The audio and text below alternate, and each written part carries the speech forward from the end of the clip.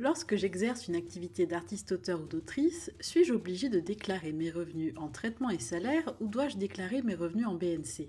Ces questions sont régulièrement soulevées et pour y répondre, la démarche à suivre peut s'avérer complexe, puisqu'il s'agit d'ouvrir le Code général des impôts. Pourtant complexe en apparence, la règle est simple et lorsque nous démarrons une activité d'artiste-auteur ou d'autrice, sa connaissance s'avère indispensable. Par principe, l'article 93 du Code général des impôts prévoit que les revenus artistiques ont le caractère de bénéfice des professions non commerciales, autrement appelées BNC. C'est le pendant de leur qualité de travailleurs indépendants. Cela implique que les artistes-auteurs et autrices doivent au préalable déclarer la création de leur activité au centre de formalité des entreprises afin d'obtenir un numéro de SIRET.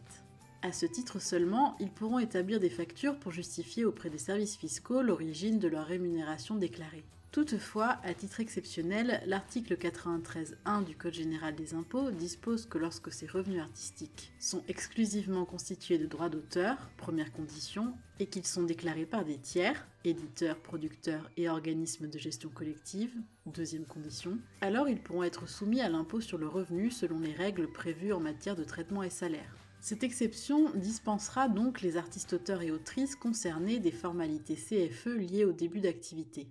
Toutefois, cette exception est très limitée, et dès qu'ils percevront d'autres revenus, les auteurs et autrices demeureront imposables dans les conditions de droit commun, leurs revenus ayant de facto le caractère de BNC. Autrement dit, s'ils touchent des droits d'auteur versés par d'autres tiers que ceux précités, des droits étrangers, des revenus tirés des ventes d'œuvres, d'interventions scolaires, de rencontres, d'ateliers, alors les artistes auteurs et autrices devront s'inscrire obligatoirement sur le site CFE et déclarer leur activité afin de procéder à des facturations avec numéro de SIRET en bonne et due forme. Car la règle est capitale.